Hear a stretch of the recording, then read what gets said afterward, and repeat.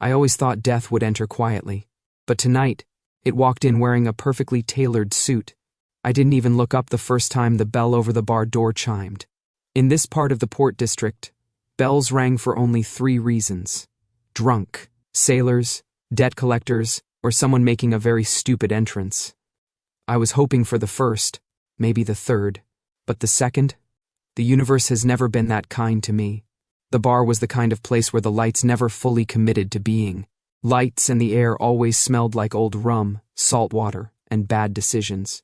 Warm amber bulbs flickered above the booths, casting long shadows on the sticky floorboards. Conversations droned in a low, constant hum, until the second chime. That one. People heard. I felt the shift before I saw him. A ripple of silence, a tightening in the air. And under it all, the unmistakable prickle of an alpha entering a room with intention. Not just any alpha, a powerful one. I kept my eyes on the 2 brokers sitting across from me. Middlemen, the kind who trafficked information like cigarettes, cheap, smuggled, and likely to explode in your hand. So, I said, swirling my drink, do we or do we not have a deal? Because I have places to be, and none of them involve babysitting you two through basic arithmetic. The shorter broker opened his mouth, poor soul, just as the room went completely still. Like a predator had walked through the door. The taller broker stiffened, eyes darting toward the entrance. "Sht," he muttered. He meant it emotionally, not verbally. Bad news doesn't always need profanity to land. I sighed, and finally turned. And there he was, Lucas Vale, alpha heir of one of the oldest crime clans in the city, a man who'd vanished for 3 years only to return with the quiet intensity of a storm that already knows exactly where it will strike. Sharp suit, dark charcoal, clean lines, shoulders that made the fabric look sculpted, expression unreadable in the way that meant he was reading everything. Every instinct in me stacked like cards in a collapsing house. He wasn't supposed to be here. Not for me. Not. Personally, Lucas didn't bother scanning the room. His gaze locked onto mine from across the floor. And my gut twisted. In the way it does when a trap you knew existed finally snaps shut. "Gentlemen," I murmured to the brokers, "before either of you panics, if something happens to me, consider our deal void. Try not to look too relieved." They both stood as if they might bolt. I waved them down. "It's fine. I'll negotiate my way out of this." Somehow, I didn't believe that. They didn't believe that. Lucas definitely didn't believe that. He crossed the room with slow, measured steps that made the wooden planks groan as if in fear. Each step pressed into me like gravity, growing heavier. By the time he reached my table, the bar had gone silent. Completely. He didn't greet me. Didn't nod. Didn't waste breath. He placed a thick folder on the table, right on top of my hand. Pain shot up my wrist, but I didn't give him the satisfaction of flinching. "Jay," his voice was quiet. Too quiet. "You know why I'm here." I smiled like a razor. "Because you missed me? I get it. I have that effect on people." His eyes were cool, opaque steel. "Open it." I didn't. "That doesn't sound like your usual threatening tone." "Trying out something new?" "Jay." He leaned in slightly. "Open it." I flipped the folder open with one hand, still not breaking eye contact. And there it was, the number. My debt, written in black ink like a death certificate. I let out a low whistle. "You know, I thought you people rounded down sometimes." "For morale." "You owe," he said simply. "To the clan," I countered. "To me," he corrected. That surprised me enough to blink. Only once, but still, a blink. Lucas studying me felt like standing under a spotlight designed to expose every weakness. My heartbeat spiked, and I hated that he could probably feel it even without trying. "So, what now?" I asked lightly. "You drag me outside and shoot me. Not here, I hope. I like the atmosphere." Lucas closed the folder with deliberate calm. "Stand up. No." He finally smiled. Barely. Sharp. Unpleasant. Fascinating. That wasn't a request. My pulse jumped. Not from fear. From the realization that whoever had sent Lucas here hadn't sent him to collect a signature or negotiate new terms. He had come himself. For me. Which meant the situation was much worse than I'd assumed. I lifted my drink and took a slow, elegant sip. If you're going to kill me, at least let me finish this. It's decent, Jay. Yes? Get up. The command rolled over my skin like a cold hand closing around my spine. Alpha aura. Controlled, powerful, unmistakably focused on me. I felt the room hold its breath. Then Lucas stepped aside, giving me a single clear path out of the booth. Where is he taking you? One of the brokers whispered. I shrugged.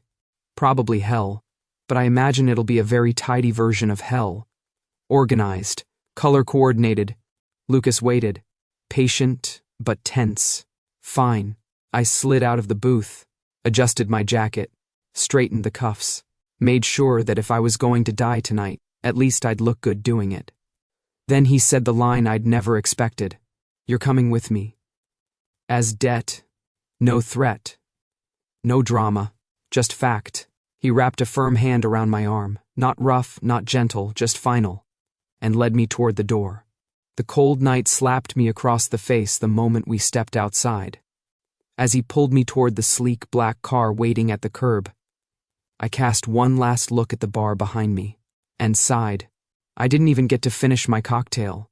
The car waiting at the curb was a sleek black sedan, quiet, polished, and clearly expensive enough that even the night seemed to reflect off it more politely. Lucas opened the rear door without looking at me, as if he knew I would get in whether I wanted to or not. To be fair, he wasn't wrong. The interior was dim, lit only by a narrow strip of warm light along the ceiling. Soft leather seats, the faint scent of cedar and cold winter air, and not a single sound besides my heartbeat and Lucas's steady breathing. Subtle intimidation. Of course he'd pick a car that felt like a soundproof confession booth. I slid in first. Lucas followed, shutting the door behind him with a heavy click that sounded far too final. A moment passed. Then another. Finally, I exhaled dramatically. So, kidnapping. Is this a new hobby, or am I just special? Lucas glanced at me, expression unchanged. It's not kidnapping. Oh. So, what do you call it when someone is removed from a bar against their will and shoved into a luxury coffin on wheels? Escorting. I barked a laugh. You know, somehow that makes it worse. The engine hummed to life, smooth and low. We began moving through the narrow streets, the lights outside streaking across the tinted windows. I shifted to face him. You could have called, you know. Sent a polite notice. Something like, Dear Jay, your execution has been scheduled for Thursday evening. Business casual attire recommended. Jay, or maybe a fruit basket? I love fruit baskets. Jay. His tone didn't rise. He didn't snap. But the way he said my name, it was a quiet bullet. Sharp, direct, impossible to ignore. I leaned back, crossing my legs. You're no fun. Lucas didn't respond. His attention was forward, jaw tense, shoulders drawn tight beneath the lines of his suit. But even without his gaze on me, I could feel his aura pressing down like a slow-moving storm front. Every alpha had some degree of emotional perception, especially toward omegas. They could sense pulse, motive, fear, even intent if the other person wasn't careful enough. Yet Lucas, nothing. He was looking straight at me, but he wasn't sensing me. The realization slithered up my spine. Interesting.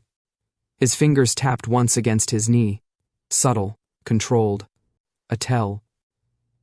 He knew something was off too. Problem? I asked sweetly. He didn't look at me. You're quiet. I can be quiet. No, he said. You can be loud or irritating. Quiet is suspicious.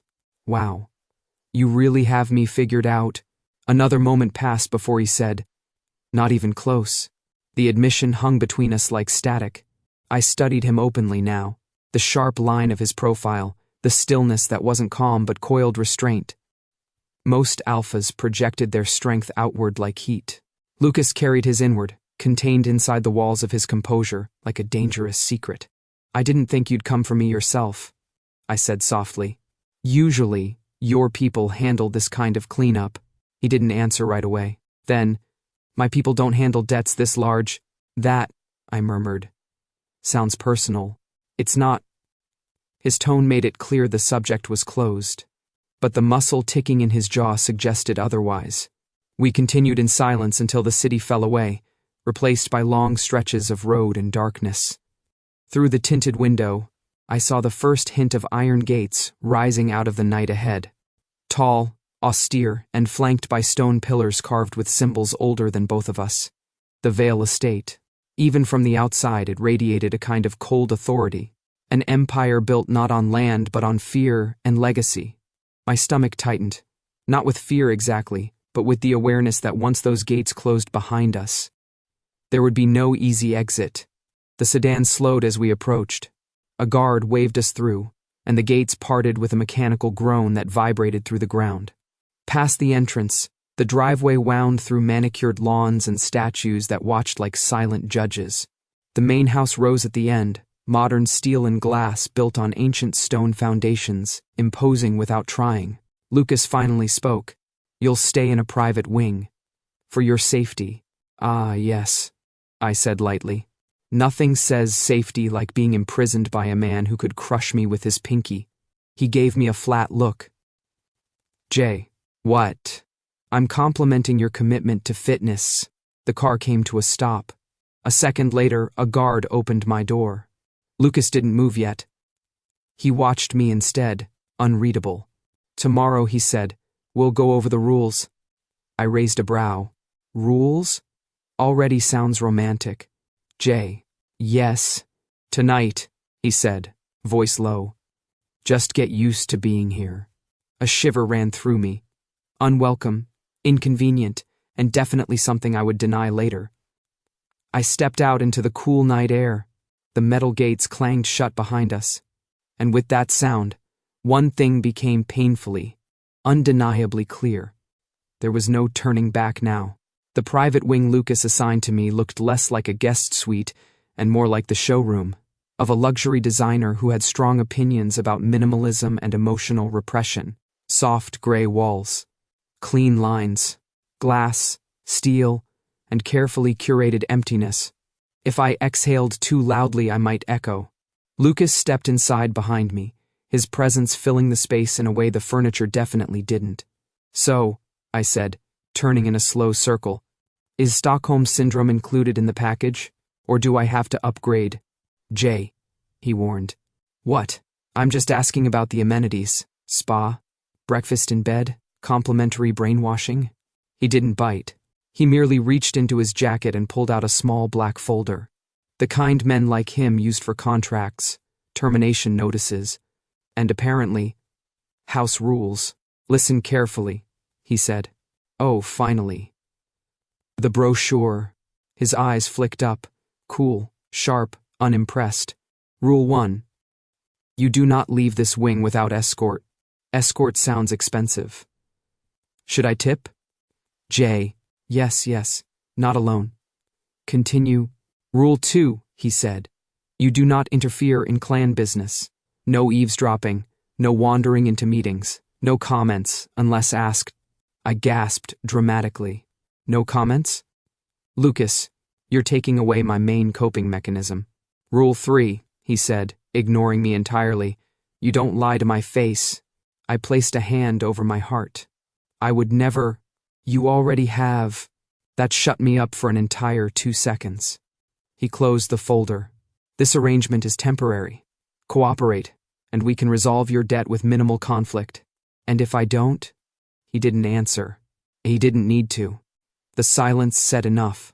He left shortly after, giving me one last unreadable look before the door closed behind him with a soft final click. Peace. Finally. I waited a full 3 minutes. Then marched straight to the window. If Lucas wanted obedience, he really should have picked someone less. Me. I unlatched the pane and pushed it open. A cool breeze swept in, carrying the scent of distant sea salt. The drop below wasn't too bad. Grass, a walkway, and a man standing directly underneath. Smoking. He looked up lazily, exhaled a cloud of smoke and said, Evening. I froze halfway out the window, one leg dangling like an idiot. Hi. Going somewhere? He asked, sounding deeply unbothered. Just, I said, clearing my throat, checking ventilation. The guard raised an eyebrow, looked at the wide-open window, then at me clinging to it like an amateur cat burglar. Ventilation, he repeated. Yes. He took another drag of his cigarette. You're J. Oh, I'm famous already, he shrugged. Boss said you'd try something stupid on day one. I won the bet. Damn him. I climbed back inside, gracefully if I say so myself, and slammed the window shut. As I did, the door opened. Lucas stepped inside, expression flat as polished stone. He looked at me, then at the window, then at me again. Slowly, he dragged a hand across his face and pinched the bridge of his nose. Jay, in my defense, I said, your ventilation system is very misleading. He didn't answer. He didn't need to. The look was enough. It was a mixture of exasperation, resignation, and a dawning realization. We were going to drive each other insane, and not the fun kind of insane. He crossed his arms. You're staying here. So stop testing the boundaries. But they're so testable, I said. Jay, yes, you're not a prisoner, but you are my responsibility. Don't make that harder. A strange warmth crawled up my neck, annoying, unwelcome, immediately denied. I cleared my throat. Fine. No more windows. For tonight. He gave me one last look, something between warning and reluctant amusement, then stepped back. Get some rest, he said. Tomorrow, we start. When the door closed again, the silence of the minimalist suite pressed in around me. No escape, no loopholes. Just me, and the wolf stalking the hallway outside. We were stuck with each other, and the house suddenly felt much, much smaller. The next morning, Lucas woke me before sunrise. Not with a knock, with a voice outside the door that said, Jay, 10 minutes. If the man ever spoke louder than calm conversation, the world might crack. I dragged myself out of bed, dressed in the clean clothes provided, simple, elegant, very Vale Clan aesthetic, and followed Lucas down a corridor of polished stone and quiet menace. We stopped before a pair of tall wooden doors, dark oak, embossed with the clan crest. Guards stood like statues on either side.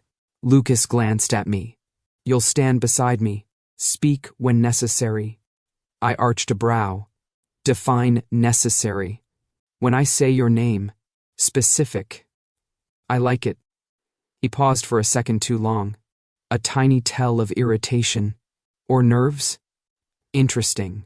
He opened the doors. The clan's main negotiation hall was a shrine to expensive taste. Dark wood walls, a marble floor, with subtle black veining and warm lamps casting golden halos across the long table in the center. The kind of room built to intimidate visitors without ever raising a voice. 3 men waited for us, flanked by silent bodyguards. The partners Lucas wanted to secure for a new venture, legitimate on paper, bloody underneath. Perfect playground material. Lucas sat at the head of the table. I took my place slightly behind him, to the right.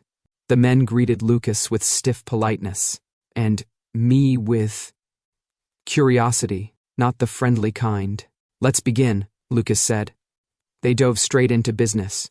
Terms, distribution, security guarantees, all perfectly reasonable topics.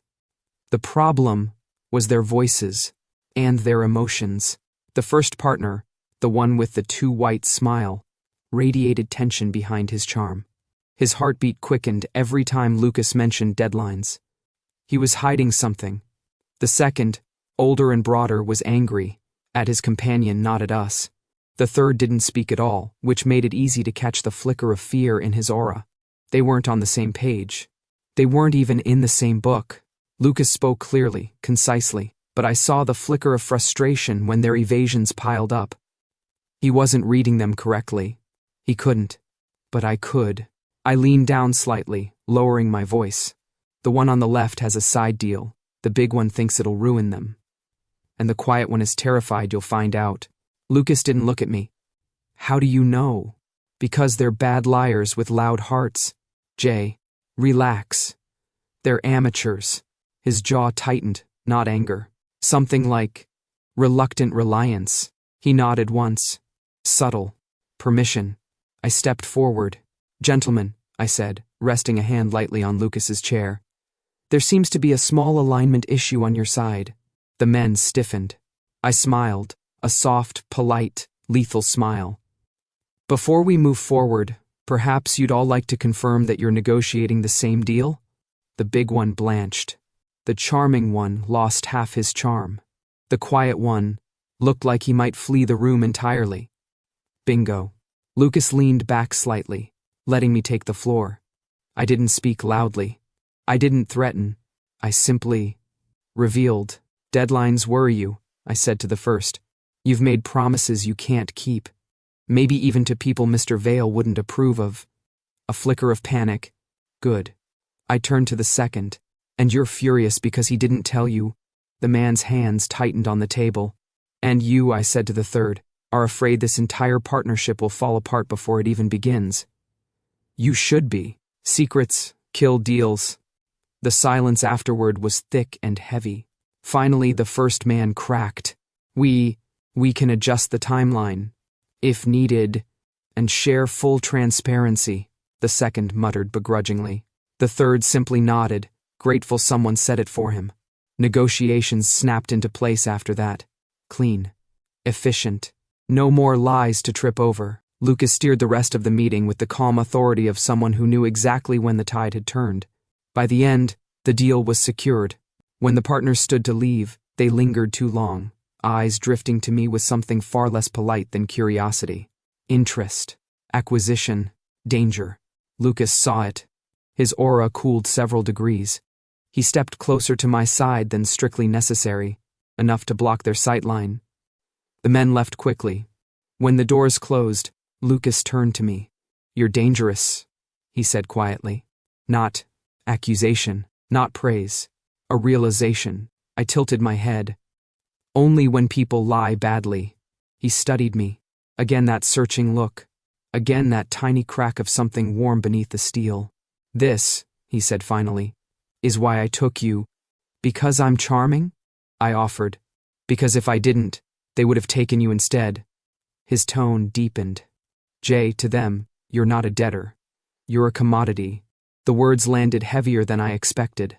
For a moment, just a moment, something warm flickered in my chest. Recognition. Protection. Something dangerously close to comfort. I smothered it instantly. A commodity? Please. I'm far too high maintenance. Lucas's lips twitched, the closest thing to a smile I'd seen from him. Unfortunately, he said.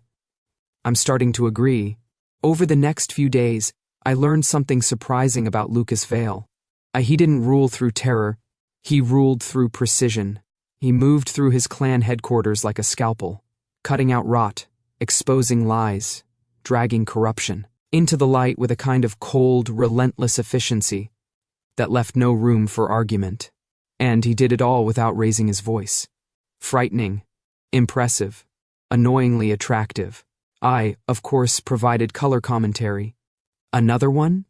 I asked as we watched two guards drag a disgraced alpha down the hall. At this rate, you'll run out of people before you run out of problems. Lucas didn't slow his stride. Better fewer people than weaker foundations. Wow, I said. Have you considered motivational speaking? Yes. I concluded the world didn't deserve it. I snorted. We walked side by side, his steps purposeful, mine more casual, like I was strolling through a museum instead of a nest of organized danger. Every so often he'd ask me a question, and I'd answer honestly, or sarcastically. It was a delicate balance. He needed my insight, and I, unfortunately, liked watching him work. Our debates became a routine. This is excessive, I said one morning, as Lucas reviewed files on another corrupt lieutenant. This is necessary. Necessary is subjective. Not in my world. Maybe your world needs new definitions. He looked up at that, direct, sharp. What defines yours then? Survival, I said without thinking. The silence that followed was unexpectedly heavy. Before either of us could break it, a guard burst into the room. Sir, he's back. Lucas's posture tightened. Who? Karen Vale. One of the alphas Lucas had exiled. A violent, impulsive idiot with more pride than sense. A bad combination, especially now. Lucas strode toward the front hall. I followed, partly because I was curious, and partly because I didn't trust him not to get stabbed out of stubbornness. We found Karen standing in the entryway, wild-eyed, disheveled, and clearly carrying more anger than reason. "You think you can throw me out?" he snarled. "You think you're in charge now?" Lucas didn't respond, which only enraged Karen further. He lunged. Not at Lucas. At me, because of course. Time stuttered. I saw his hand go to the knife at his belt. Saw the angle, the intent. Quick, sloppy, desperate. I didn't think. I moved. I stepped into his path, knocking his arm sideways with my shoulder. The blade cut across my upper arm instead of my ribs. It burned. Sharp and immediate. Lucas's aura erupted like a shockwave. The air thickened. Heat rolled across the hall. Every alpha in the vicinity flinched. And Lucas was already on Karen, pinning him to the ground with a force that cracked the marble floor. "Touch him again," he said. Voice low, lethal, "and you won't leave this estate alive." Not yelled. Not roared. Spoken, which somehow made it worse. Karen scrambled, terrified now, and Lucas shoved him toward the guards with a curt, "Remove him." When the hall emptied, Lucas turned to me. His eyes were something. Anger, yes. Fear, maybe. And something softer buried so deep I almost missed it. "Why did you do that?" he demanded. "I told you," I said, wincing as I pressed my hand to the bleeding cut. "Survival." "No." He stepped closer. "That was reckless. Reflex," I corrected. "Also." I gestured to the blood. "I really hate being cut." "It's a thing." For a moment, just one, Lucas's expression cracked. Worry. Real, unfiltered worry. He reached out as if to touch the wound, then stopped himself. "Get that cleaned," he said quietly. Something warm fluttered in my chest. I killed it immediately. That night, after the bandage was on and the hallways quieted, I sat by the open window of my room, breathing in the cool air. The estate felt calmer, but inside me, anything but. A faint whisper slipped through the darkness outside. Too soft for human ears, too intentional for wind. "Jay," my stomach tightened. The voice was familiar, unwelcome. A reminder. "You're falling behind," my handler whispered from the shadows beyond the glass. "Don't forget your task." My pulse rattled, because I hadn't forgotten. Not for a second, but for the first time. I didn't know whose side I wanted to be on. The whisper at the window didn't leave my head the next day. My handler's voice had been soft, almost gentle, but it carried the weight of a chain tightening around my throat. Don't fall behind, as if I wasn't already choking on the double life I'd built. By midday, the pressure only grew worse. The Vale estate buzzed with cautious energy, guards moving in coordinated patterns, doors opening and closing with clipped urgency. Lucas's purge had shaken the clan, but it had also stabilized them. People trusted him. People followed him. And I was supposed to betray him. Jay. I turned to see one of the clan officers approaching. Rain, a man with steady eyes and a quiet presence that always made me feel like he saw too much. "Lucas is reviewing the new intel downstairs," he said. "He asked for you. Did he?" I forced a smile. How flattering. Ryan didn't return it. Instead, he hesitated, then said something that cut deeper than Karen's knife ever had. "He trusts you." A simple sentence. A devastating one. I blinked. "He trusts me to not climb out windows." "Maybe." "No." Rain shook his head. "I've worked under him for years. He keeps everyone at arm's length. But with you? It's different. Don't." His voice lowered. "Don't make him regret it." My stomach twisted sharply. I opened my mouth to fire back a quip. Something light, something deflecting, but nothing came out. Not even sarcasm could cover the weight that settled inside me. Rain walked away, leaving me with a kind of guilt that seeped into bone.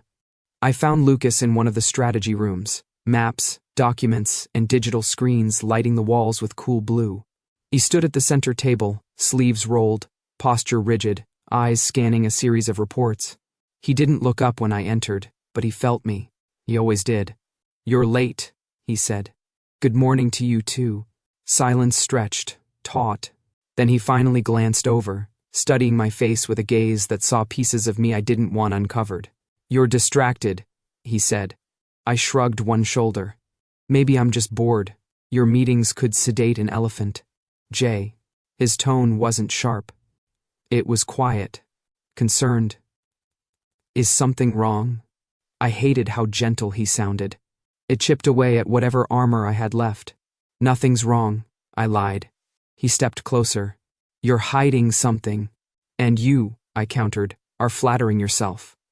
"I was just thinking about which tie makes you look less like a tax auditor." A faint flicker passed across his eyes. Annoyance. Amusement? Disappointment? I didn't wait to find out. Before he could push further, the door buzzed with an incoming encrypted message. For me, my handler. Because, of course, I excused myself under the guise of needing air, and Lucas let me go. Though the tension in his shoulders told me he didn't like it. Outside in the shadowed courtyard, I opened the message. "Update us. Now. Targets. Security shifts. Any changes in Vale's alliances." My pulse hammered. They weren't asking.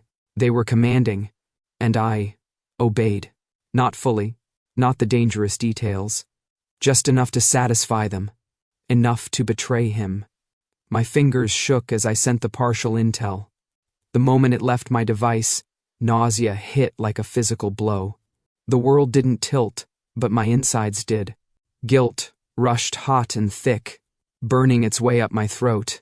When I returned inside, Lucas was standing by the window, arms crossed, gaze someplace far beyond the glass.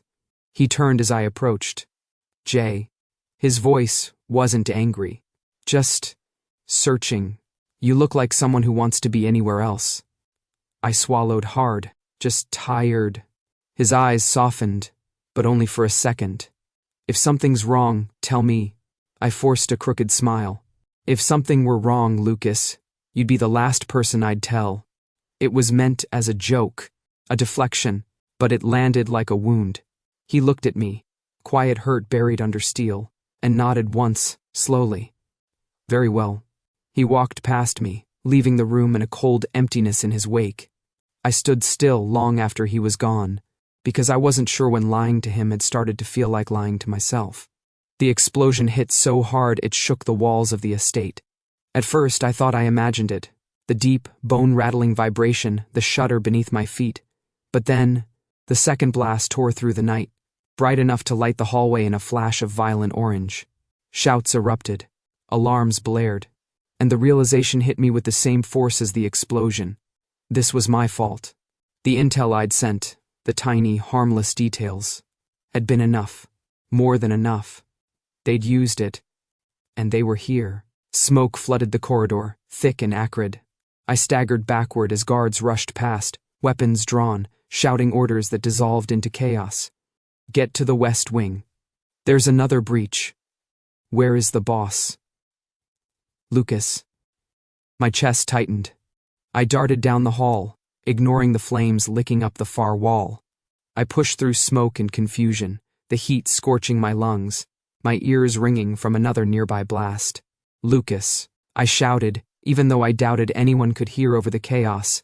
The estate groaned under the assault, splintering wood, cracking stone, the distant cries of injured clan members.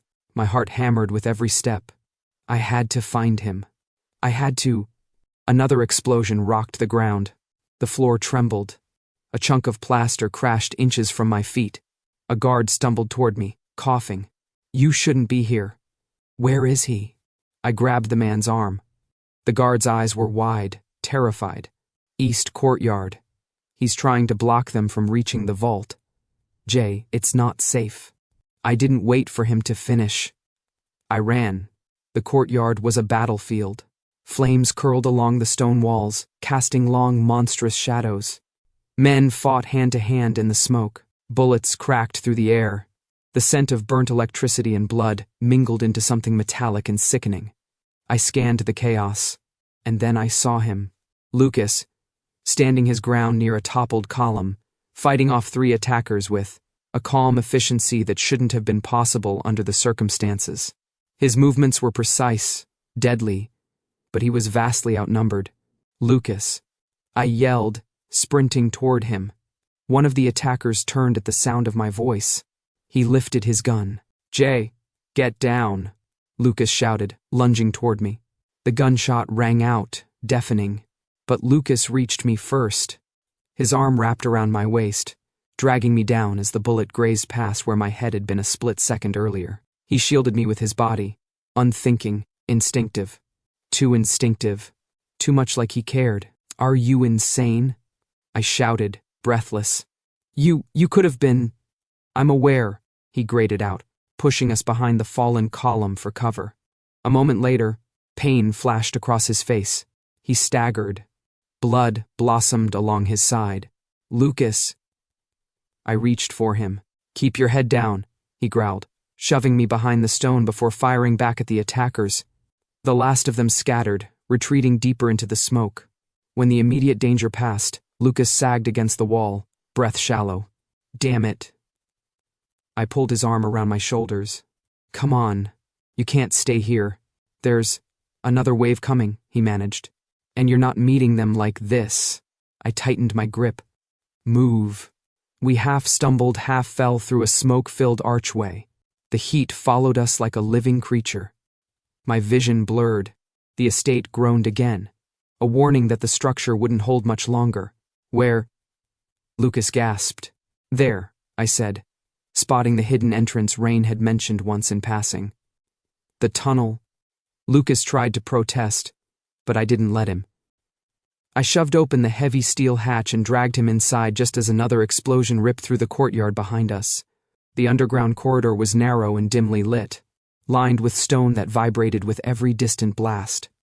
Lucas collapsed against the cool wall, breath ragged. His face, always composed, was pale, too pale. Fear iced my spine. "Hey," I said, shaking him lightly. "Stay with me." He blinked slowly, fighting to stay conscious. "Jay, you shouldn't have jumped in front of me," I said, voice cracking despite myself. His lips twitched, faintly. "Would you have preferred—" I watched. "No, I swallowed hard. "You could have died. Had a few thoughts about that myself," he murmured, attempting humor and failing. His head slipped sideways. I caught him by the jaw. Lucas, look at me." He did, and in that moment, between explosions, smoke, and the failing world above us, his eyes softened in a way that made my chest hurt. "Why?" he whispered. "Do I see in you only pain?" The question sliced deeper than any blade. I froze. Words abandoned me. Sarcasm died on my tongue. Pain. Not lies. Not schemes. Not usefulness. Just pain. Because of course he'd see it, even if he saw nothing else. The tunnel ceiling shook violently, dust raining down as something massive collapsed overhead. I dragged Lucas forward, deeper into the corridor. The ceiling groaned again. "Jay," he breathed. I know, just move." Another explosion. The ground split, and the roof came down behind us in a thunderous crash, swallowing the entrance in a cloud of stone and fire. The tunnel shook violently, plunging half into darkness. I shielded Lucas with my body as debris rained over us. Silence followed. Choking, blinding silence. Then Lucas's faint voice. Barely audible. "Jay." "I'm here," I said, breath trembling. But inside, one truth pulsed louder than the explosions. If he died, if I lost him, I would never forgive myself. And for the first time, the fear wasn't about the mission. It was about him. The tunnel filled with smoke faster than I expected. Thick, suffocating, clinging to my throat, and lungs like hands trying to choke the breath out of me. Flames crackled somewhere behind us, licking at the rubble that now sealed the exit. The light flickered, weak, trembling, as dust drifted in hazy beams. Lucas lay partially slumped against the wall, his breaths shallow, each inhale sounding like it scraped against broken glass. Hey, I said, tightening my grip beneath his arm, trying to haul him upright. No dying. That's an order. He gave a faint exhale, too shaky to be a laugh, too alive to be a sigh of surrender. Stubborn, he whispered. Good, I muttered. Because I'm not dragging your corpse out of here. It'd be terrible for my shoulders. Another rumble vibrated through the tunnel. Pebbles skittered across the floor. One of the overhead beams moaned dangerously. I braced myself, pulled Lucas closer. Come on, stay with me. We're getting out. His weight was solid and heavy, but I forced us forward through the smoke, toward the dim red glow of the emergency lights deeper inside the corridor. But the guilt weighed more than he did. Every cough of his, every drag of breath, every drop of blood soaking through his shirt, it all screamed the same truth. This happened because of me. We reached a small alcove where the ceiling hadn't yet collapsed. I set him down carefully, leaning him against the cold stone wall. He blinked up at me, eyes glassy but focused. Jay, I swallowed hard. There wasn't going to be a better moment. I'm sorry, I said, my voice cracking. He frowned faintly. For what? I exhaled, shaking, too scared to say it, too disgusted with myself not to.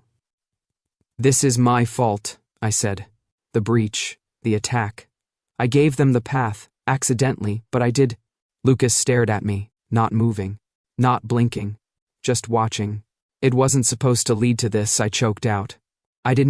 God, Lucas, I didn't think they would hit this hard. I didn't think. My throat closed, but it was me. The silence between us was thick as smoke. He slowly turned his head away, eyelids fluttering as he processed the words. When he looked back, the chill in his eyes wasn't anger. It was something far worse. Hurt. By the rules, he said quietly, voice rasping. I should kill you. I nodded, unable to hold his gaze. I know. His hand twitched at his side, fingers curling. And yet, he drew a ragged breath. I can't. Something twisted painfully inside me. I lifted my head, startled. Why? He shook his head faintly, eyes searching mine as if the answer should have been carved on my skin. Because when I look at you, he whispered, I don't see betrayal. I see. His voice roughened. I see someone trying so hard not to break. My chest tightened. Fire crackled behind us, shadows shifting along the tunnel walls. Lucas blinked heavily, too heavily. His head dipped. Lucas! I grabbed his shoulders. Hey, stay awake. Footsteps echoed from the far end of the tunnel, shouts cutting through the smoke. Boss! Jay! Over here! Rain's voice. Relief shot through me so violently my legs nearly buckled. Rain! I shouted. We're here. Within seconds, the guards reached us, their flashlights slicing through the haze. Two of them dropped to Lucas's side immediately. We need to move him, now. Yes, just be careful. I snapped, hovering far too close as they worked. They lifted him onto a stretcher-like board, stabilizing his side. Lucas's eyes fluttered open, just barely. He looked at me, not with accusation, not with command, with something raw, unshielded, human. I forced a shaky smile. Told you, not dying. His lips parted, either to argue or to breathe. I wasn't sure. The guards rushed him toward the safer wing of the estate. I followed a few steps behind, then stopped. Because part of me knew I shouldn't follow. I didn't deserve to. Lucas had been willing to die for me, had forgiven me before knowing the whole truth, had seen something worth saving in someone who'd only brought him destruction. I stood there in the flickering half-light of the ruined tunnel and felt something inside me bend, maybe break. When they rounded the corner, taking him out of sight, I finally exhaled and whispered to myself, I'll leave. As soon as he's safe. I don't have the right to stay, because the cost of choice, the cost of choosing Lucas, was finally catching up to me, and I wasn't sure I could afford it. The Vale estate smelled of smoke and antiseptic for days. Walls were scorched.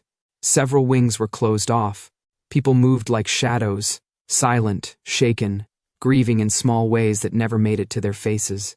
Lucas survived. Barely. He spent 2 days unconscious, then another day drifting between awareness and exhaustion.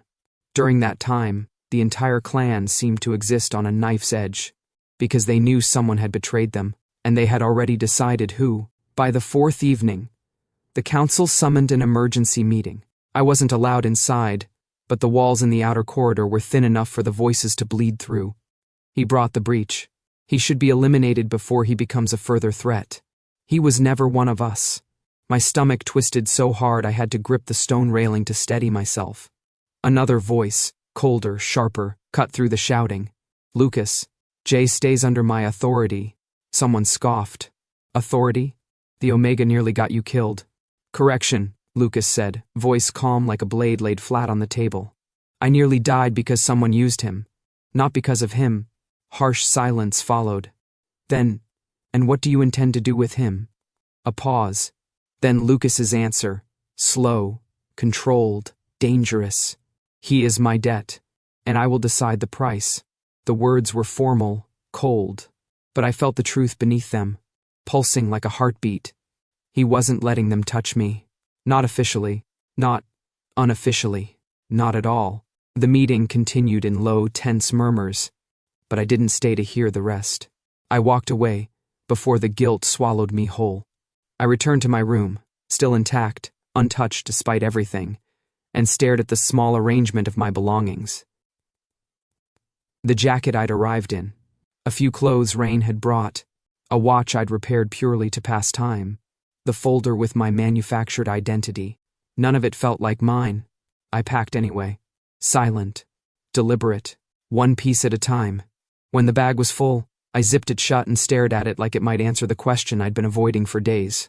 Staying meant confession. Staying meant choosing him. Leaving meant safety.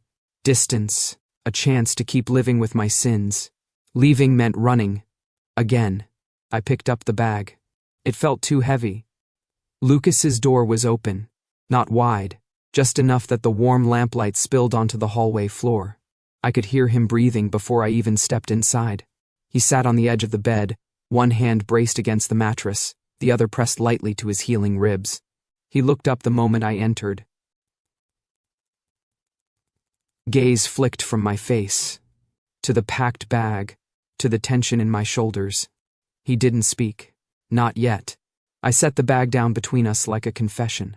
If you tell me to leave, I said quietly, I will. His expression didn't change, but something in him went still. I swallowed. If you tell me to stay, I'll stay. Without lies. Without running. Without any more secrets between us. My voice trembled on the last words. Lucas's eyes moved slowly to meet mine. And for the first time since I'd known him, his guard wasn't perfect. There was hurt there, and confusion, and something softer, something I didn't have a name for yet. He rose carefully, wincing slightly, and stepped close enough that the heat of him reached my skin. Jay, he said. My name sounding different this time. Less command, more plea. He looked at the bag, then at me, and when he finally spoke, his voice was quiet and unbearably honest. Stay, a beat. Not because you owe me. His breath shuddered. Stay because you choose to. The words hit harder than any explosion. My chest tightened painfully, like something had cracked open inside.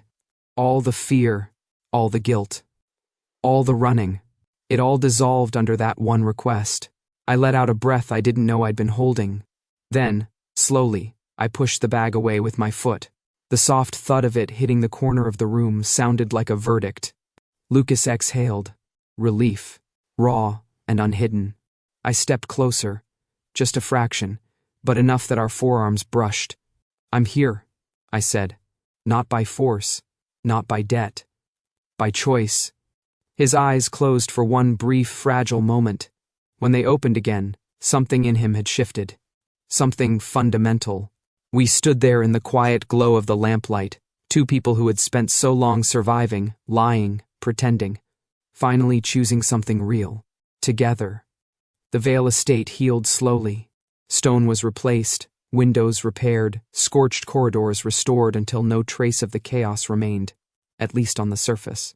But inside, everywhere I walked, people nodded at me with something between respect and resignation. Apparently, I was official now.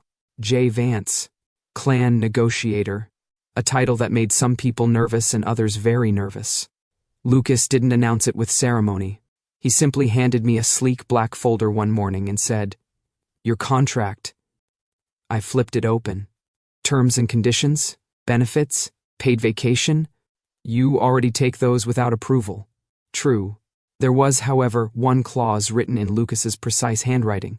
Negotiator acts with autonomy, protected under veil authority, answerable only to the Alpha, only to him. It warmed something in my chest I did not permit myself to acknowledge. Life settled into a strange, almost domestic rhythm. For example, me versus the guards. Jay, you can't go through that hall. It's restricted. Says who? Says, literally everyone. Tell literally everyone they're wrong. Ryan would inevitably show up, rubbing his temples. He's allowed through. He works here. The guard would stare at me helplessly. I would smile sweetly.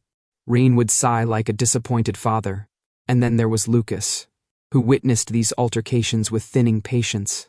One afternoon he finally said, "If you don't stop tormenting my staff, I'm throwing you into the pool." I sipped my tea. "You can't. That would count as workplace harassment. It would count as peace and quiet. We both know I'd swim back out just to annoy you." He exhaled with the ghost of a laugh, barely there, but real.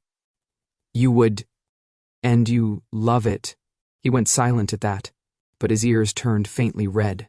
Victory. Another day, after an especially dramatic argument with the kitchen about their interpretation of mild spice, I found Lucas waiting outside the dining hall. "Are you done?" "Never." He gave me a long look. "Jay." "Yes?" "Stop causing problems." I smirked. "First, pay your debt." He frowned. "What debt?" "For the moral damage you've inflicted on me, Jay. And emotional distress, Jay. And the kidnapping. That one's big. I should have left you in that bar." "But you didn't." I grinned. "So, technically, this is your fault." His glare softened into something that was definitely not a glare anymore. Something warmer. Something I no longer ran from. Late one evening, after the clan finished finalizing a new alliance deal, which I may or may not have pushed through by threatening to expose someone's mistress, I stepped onto the balcony outside Lucas's office. The night air was cool. Warm light spilled from the room behind us. The city glowed in the distance like a bed of embers. Lucas joined me silently, standing close enough that our shoulders brushed. "You handled the negotiations well," he said softly. "Of course I did. I'm brilliant." He huffed. "Yes." Annoyingly so. A comfortable quiet settled around us, the first we'd had in weeks. Then, slowly, cautiously, Lucas reached out and wrapped an arm around my waist. No hesitation, no command, no aura pressing. Just him, choosing closeness. And for the first time, I didn't flinch, didn't joke, didn't run. I leaned into him. His breath warmed the side of my neck. "You're staying here, then?" I looked out over the lights, at the smokeless sky, at the estate that had once felt like a trap and now felt like something entirely different. "Yeah," I said softly. "I'm staying." His grip tightened. Not possessive, but steady, anchoring. After a long moment, I spoke the words that had been forming quietly inside me since the night of fire. "Debt is chains," I said. Lucas's head tilted slightly, listening. "But choice." I exhaled, letting the truth settle. "Choice is wings." I leaned my head against his shoulder. "And today, I chose you." Lucas didn't reply with words. He didn't need to. The warmth of his touch, the slow rise and fall of his breath, the safety of that quiet moment. It said everything. And for the first time in a long time, I felt free.